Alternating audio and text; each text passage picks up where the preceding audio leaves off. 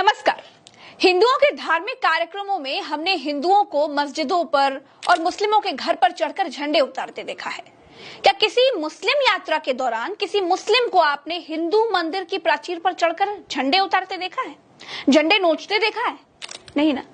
हमने हिंदू धार्मिक यात्राओं में तेरी माँ का डैश डैश गाना बजते सुना है। क्या आपने कभी किसी मुस्लिम धार्मिक यात्रा में अब शब्दों से भरे गाने बजते या फिर किसी को गाते हुए सुना है? नहीं ना। यही फर्क है दोस्तों।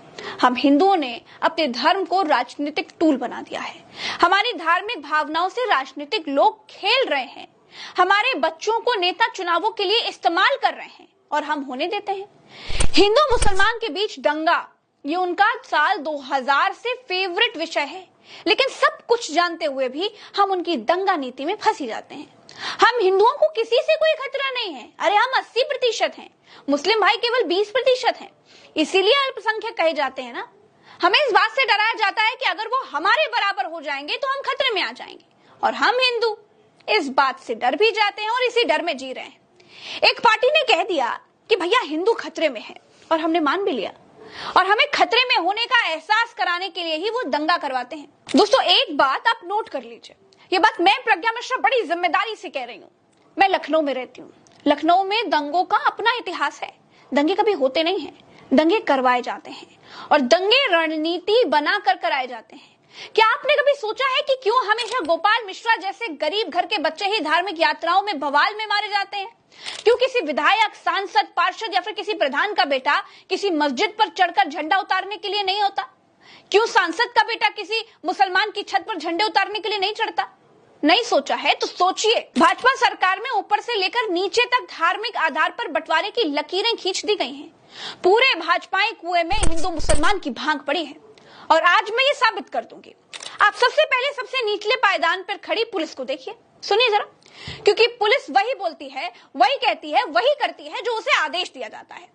पुलिस के लिए एक जिले में रहने वाले लोग जनता ही होने चाहिए। भाजपा सरकार में पुलिस लोगों को मोहल्ले और उनके नाम से नहीं पहचान रही है, धर्म से पहचान रही है। पुलिस ने भी समाज को हिंदू इलाके और मुस्लिम इलाकों में बांट दिया है। महसी के महाराजगंज क्षेत्र में आज जब एक जुलूस एक मुस्लिम क्षेत्र में से एक मस्जिद के पास से निकल रहा था, वहां पे दोनों पक्षों के बीच में कुछ विषय को लेकर तकरार हुई, जिसमें दोनों पक्ष आमने सामने हुए। उसमें आपस में कुछ लोग उत्पात मचाने लगे, जिस घटनाक्रम में एक व्यक्ति को हिंदू पक्ष की तरफ से गोली लगी और बाद में उसकी मृत्यु हो गई। अब इन पुलिस से काम करवाने वाले भारतीय जनता पार्टी के विधायक की भाषा देखिए, और हिंदू मुसलमान करने का स्तर भी समझने की कोशिश करिए। ये भाजपा के विधायक शलभ मणि त्रिपाठी जी हैं। ये मेरे सीनियर पत्रकार हैं, अब भाजपा के विधायक हैं।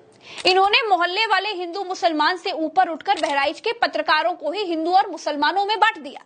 एक सूची दिखाई, उसमें मुस्लिम पत्रकारों के नाम दिखाए और कहा कि इसीलिए सच बाहर नहीं आ पा रहा है। अब इनके ऊपर इनके बॉस योगी आदित्यनाथ के पास चलते हैं।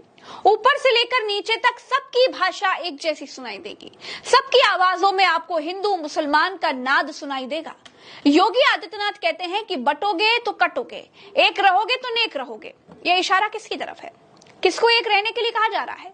और लोकतंत्र में, भाजपा शासन में कानून के होते हुए कौन किसको काट सकता है? सरकार क्या भजिया तलने के लिए जनता ने बनाकर बिठाई है? ये नहीं कोई पूछता है, नहीं कोई सोचता है।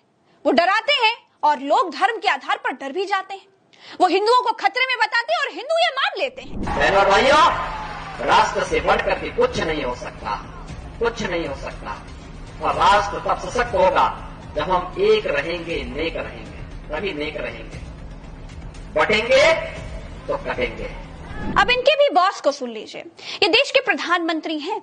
वैसे तो ये कपड़ों का रंग देखकर हिंदू मुसलमान को दूर से पहचान लेते हैं। ये बगुले से भी तेज नीर और चीर में अंतर कर देते हैं। जितना हिंदू बटेगा उतना ही उसका फायदा होगा। आप देख रहे हैं ना, नीचे से ऊपर तक सबकी भाषा सेम है, एक भाषा है। पूरे कुएं में भांग पड़ी हुई है। मंदिर में मांस रखकर दंगा करवाने वाले लोग कौन हैं? गाय के नाम पर झगड़ा करवाने वाले लोग कौन हैं? लिंचिंग के जनक भारत में कौन है? धार्मिक यात्राओं में लोगों को प्रवोक करने वाले लोग कौन हैं? उत्तर प्रदेश के बच्चे से भी अगर आप पूछेंगे ना, तो वो एक ही नाम लेगा। मुझे याद है प्रज्ञा जी की, यही बहराइच का इलाका था जहां कुछ दिन पहले भेड़िए घुस आते थे, तो पूरा बहराइच एकजुट होकर के उन भेड़ियों से लड़ गया। लेकिन आज ये हो रहा है कि उसी एकजुट बहराइच को भीतर से लड़ा दिया गया। और दो खेमों को आमने सामने खड़ा कर दिया गया। और अब ये पैटर्न बन गया है। सबसे खतरनाक क्या है, इस भीड़ में सब कुछ है। डीजे है, डीजे पर आपत्तिजनक गाने हैं, चुनावी रैलियों की तरह जुलूस है, हथियार लहराने वाली भीड़ है, नौजवानों के हाथों में जाने क्या क्या है, सब कुछ है इस भीड़ में, बस धर्म नहीं है। और इसी वजह से वो दंगे की शक्ल ले लेता है। इसलिए ये पैटर्न बनता जा रहा है। और उत्तर प्रदेश में तो 10 उपचुनाव होने वाले हैं। मुख्यमंत्री दिल्ली में बैठक कर रहे हैं, उनके सहयोगी दल नाराज बताए जा रहे हैं। 24 के उपचुनाव में सपा और कांग्रेस के गठबंधन और पीडीए ने उनको यूपी में हरा दिया। अब 10 अगर उपचुनाव भी हार जाएंगे तो मुश्किल में फंस जाएंगे।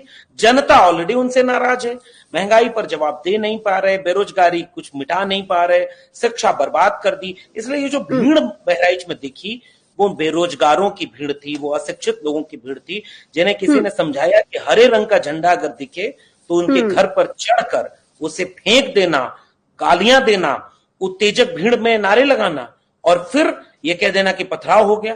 ये सब कुछ सियासत के तौर पे हो रहा है। इसके अलावा ऐसा कुछ भी नहीं है। जो मोहल्ला एक समय शांति से रहा हो, वो मोहल्ला किसी एक धर्म के जुलूस में अचानक आग में चला जाएगा।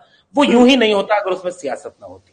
तो ये शुद्ध तौर पर सियासी मामला है। आप सोच कर देखिए कि यही उत्तर प्रदेश के मुख्यमंत्री योगी आदित्यनाथ हैं। ये कहते थे कि उत्तर प्रदेश में कोई दंगा नहीं कर सकता। यही अमित शाह थे, ये कहते थे कि उत्तर प्रदेश में दूरबीन लेकर के भी कोई गुंडा दिखाई नहीं देता। तो फिर बहराइच का दंगा कैसे हो गया? क्या चुनाव से पहले दंगा होने दिया गया? दंगा सिर्फ एक दिन नहीं हुआ है, 2 दिन तक हुआ है। दूसरे दिन तो पुलिस शव यात्रा में साथ साथ चल रही थी, फिर भी दुकानें, शोरूम, अस्पताल फूंक दिए गए। फिर कहती हूं दोस्तों, होशियार रहिए। सियासत के लिए नेता एक नहीं अनेक गोपाल मिश्राओं को टूल बनाकर कुर्बान कर सकती है। इस वीडियो में इतना ही, चलते हैं। चैनल को सब्सक्राइब करिएगा, वीडियो को दूर दूर तक शेयर करिएगा ताकि सच सबको पता चले, लोगों की आंखें खुल जाएं। राम राम, दुआ सलाम, जय हिंद, नमस्कार।